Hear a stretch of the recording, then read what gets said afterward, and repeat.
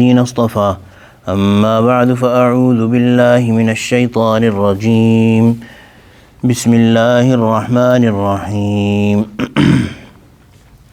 طاسين تلك آيات القرآن وكتاب مبين هدى وبشرى للمؤمنين الذين يقيمون الصلاة ويؤتون الزكاة وهم بالآخرة هم يوقنون إن الذين لا يؤمنون بالآخرة زينا لهم أعمالهم فهم يعمهون أولئك الذين لهم سوء العذاب وهم في الآخرة هم الأخسرون وإنك لتلقى القرآن من لدن حكيم عليم صدق الله العظيم وبلغنا رسوله النبي الكريم ونحن على ذلك من الشاهدين والشاكرين والحمد لله رب العالمين. Tonight, bi'idhnillah bi'awnih, we are starting Surah Naml. This is the 27th surah according to the current order of the Quran, and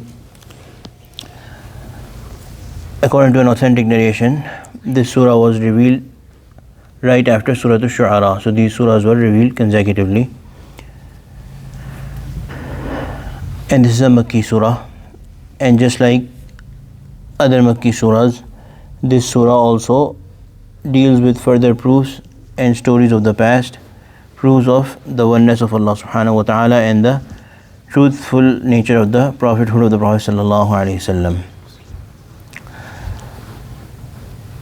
This surah also contains a mention of a previous nation and a previous Nabi in detail, Nabi Sulaiman alayhi salam, how Allah subhanahu wa ta'ala gave him so much more than the Quraysh had. And with very few things that the Quraysh had, they were arrogant. Those things had made them arrogant, and they would not listen to the Prophet sallallahu alaihi wasallam and not submit to the oneness of Allah and the command of Allah. As Sulaiman alayhi salatu wasalam had much more. He had power, he had authority over the wind and jinn kind and humankind, of course, and still he would listen to Allah subhanahu wa ta'ala, and repeated time and again he would say that all of this has been given to me by Allah to test me, that do I become a thankful person or do I become a thankless kafir.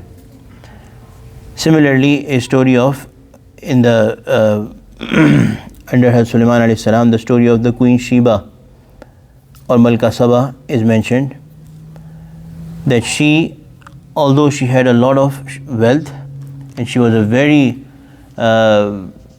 wise queen with a lot of people under her, her wealth and her status and her kingdom did not deprive her, did not prohibit her from listening to the invite of Hazrat Sulaiman alayhi salatu wasalam, and she brought faith. So all of this is lessons for the Quraysh and lessons for everyone who reads the Quran. Tasin, the meaning of these is only known to Allah subhanahu wa ta'ala. Some ulama say that Allah subhanahu wa ta'ala shared the secret with the Prophet sallallahu alaihi wasallam. Whatever is the case, we do not know the meaning of these letters. They are called muqatta'at or huruf muqatta'at. They are read, cut off and separate from each other. Ta-sin. Tilka ayatul Qur'ani wa kitabim mubin. These are the verses of the Quran. Wa kitabim mubin, and a book that enlightens. A book, an enlightening book. Hudaw wa bushra lil mu'minin. It's a guidance and a good news to the believers. Who are the believers? Alladhina yuqimuna as-salah wa yu'tuna az-zakah wa hum bil akhirati hum yuqinun. Those believers, it is a guidance and good news for those believers who fulfill their bodily ibadat, the chief of which is salah. They establish salah, which means that they are always mindful of fulfilling their salah at its own time, taking care of all its etiquettes. Alladhina yuqimuna as-salah wa yu'tuna az-zakah, and these people fulfill all the ibadat related to money and spending, the chief of which is zakah. wa yu'tuna az-zakah وَهُمْ بِالْآخِرَةِ هُمْ يُوقِنُونَ, and they do so with a perfect belief, with a correct belief in the things that should be believed in, especially the hereafter, placing their trust in Allah subhanahu wa ta'ala, doing their bodily exertion, spending their time and their energy and their money with belief that they will get their return from Allah subhanahu wa ta'ala in the hereafter. They do not do so for a worldly return. وَبِالْآخِرَةِ هُمْ يُوقِنُونَ, they believe in the hereafter. إِنَّ الَّذِينَ لَا يُؤْمِنُونَ بِالْآخِرَةِ, those people who do not believe in the hereafter. So this includes the Quraysh of Makkah, the pagans, the Christians, the Jews, all of the people that the Prophet ﷺ was dealing with. And if you look at their history, all of them believed in the hereafter. But Allah subhanahu wa ta'ala is saying that these people do not believe in the hereafter. The meaning herein is that the kind of belief that is required, they did not have that belief. What is the point of that belief that does not bring one to the correct action? So the belief in the hereafter demands that they are scared of the bad end, rather than including in their beliefs falsehoods such as Allah will not punish us, Allah will favor us and send us into Jannah. These kind of things some Muslims also start believing, that we are Muslims so we will definitely go into Jannah. Who has given us a guarantee that we will die on Islam? Why? How could we ever be complacent and we be content and neglectful about our iman, that we don't care? No, we cannot take it for granted. This is what the Jewish people used to do, and this is what the Christian people used to do, that we are the favorite of God, we will just die and go straight into Jannah. A Muslim does not believe that. A Muslim is always concerned about the hereafter. So these people, even if they believed in the hereafter, their belief was not, it did not even deserve to be called a belief. So Allah subhanahu wa ta'ala is saying, إِنَّ الَّذِينَ لَا يُؤْمِنُونَ بِالْآخِرَةِ زَيَّنَّا لَهُمْ أَعْمَالَهُمْ فَهُمْ يَعْمَهُونَ. Whatever they are doing, this treachery, this taunting the Prophet sallallahu alaihi wasallam, ridiculing the Prophet sallallahu alaihi wasallam, becoming enemies to the Prophet sallallahu alaihi wasallam, creating hardships to the Prophet sallallahu alaihi wasallam and not listening to him, and being busy, staying busy with the things of the world that Allah has given them, their deeds have been made pretty and beautiful and attractive for them. فَهُمْ يَعْمَهُونَ, and they have basically made them blind. They are now wandering astray because of these. So we should ask protection from Allah subhanahu wa ta'ala, with Allah subhanahu wa ta'ala, that Ya Allah, the blessings that you give us, they should not become something that takes us away from you or makes you forget us about you.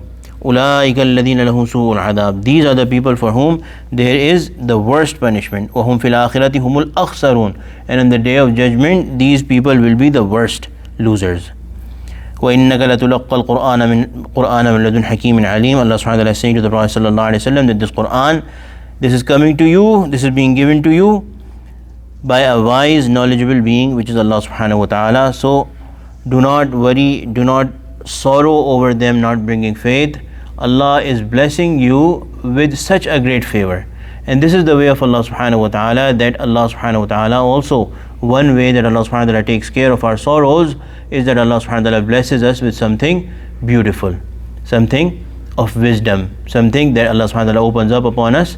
Allah subhanahu wa ta'ala blesses us with it and we forget our sorrows. So we should be thankful over what Allah subhanahu wa ta'ala teaches us, what Allah subhanahu wa ta'ala gives us, and first and foremost we should be thankful for the Quran and the Prophet sallallahu alaihi wasallam.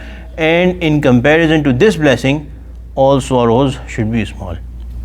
ربنا تقبل منا إنك أنت السميع العليم وتب علينا إنك أنت التواب الرحيم وصلى الله تعالى على خير خلقه سيدنا ومولانا محمد وعلى آله وصحبه أجمعين آمين برحمتك يا أرحم الراحمين.